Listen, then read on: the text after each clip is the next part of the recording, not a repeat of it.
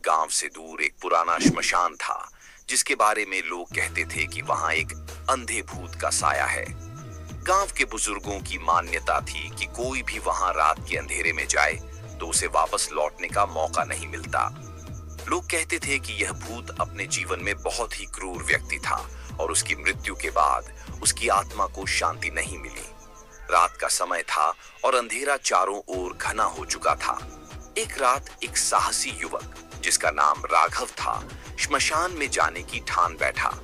उसके दोस्तों ने उसे बहुत मना किया, लेकिन राघव ने हंसते हुए कहा, भूत वूत कुछ नहीं होते, ये सब लोगों की बनाई हुई बातें हैं। मैं श्मशान में जाऊंगा और देखकर आऊंगा कि वहां सच में कुछ है या नहीं।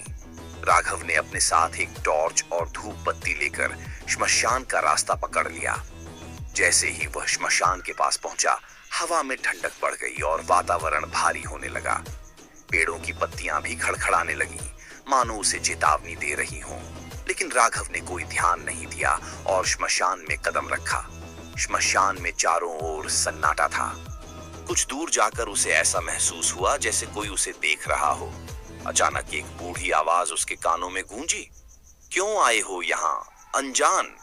राघव ने चारों ओर देखा, लेकिन वहां कोई नहीं था। तभी उसे सामने एक कंकाल जैसा धुंधला सा आकार दिखाई दिया। उसका चेहरा बेहद डरावना था। आंखों की जगह गहरे काले गड्ढे थे।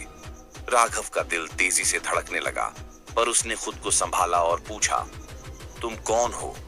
भूत ने गहरी आवाज में कहा, मैं इस श्मशान का अंधा भूत हूं। मेरे जीवन में मैंने कई लोगों के साथ अन्याय किया, लोगों की आंखों में धूल झोंककर उनके जीवन से खेला। इसलिए मरने के बाद मुझे भी आंखों से वंचित कर दिया गया। मेरी आत्मा को शांति नहीं मिली और मैं हमेशा इस श्मशान में भटकता रहता हूँ। जो भी यहाँ आता है उसे मैं अपने साथ इस श्मशान में रोक लेता हूँ, ताकि उसे भी मेरी तरह कष्ट झेलना पड़े। राघव ने डरते हुए कहा, मुझे जाने दो, मैं यहाँ गलती से आ गया हूँ। भूत ने हंसते हुए कहा, अब जब तुम यहाँ आ ही गए हो तो वापस जाने का कोई रास्ता नहीं। तुम्हें मेरी इस पीड़ा को समझना होगा। राघव ने देखा कि वह भूत धीरे धीरे उसकी ओर बढ़ रहा है।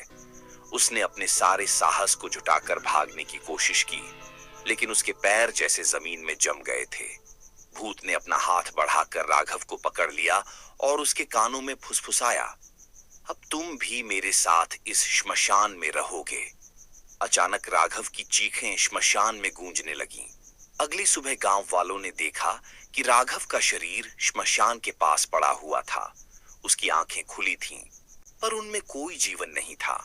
उसके चेहरे पर ऐसा डर और भय था, मानो उसने कुछ बेहद भयानक देख लिया हो। गांव वालों ने उस दिन से और भी सावधानी बरतनी शुरू कर दी और श्मशान के अंधे भूत की कहानी पीढ़ी दर पीढ़ी गांव में सुनाई जाने लगी। कहानी का संदेश, श्मशान के अंधे भूत की इस कहानी से यह सीख मिलती है कि कुछ स्थानों पर अनावश्यक रूप से जाने से बचना चाहिए, क्योंकि हर जगह का एक इतिहास और एक रहस्य होता है जो हमें नहीं पता होता।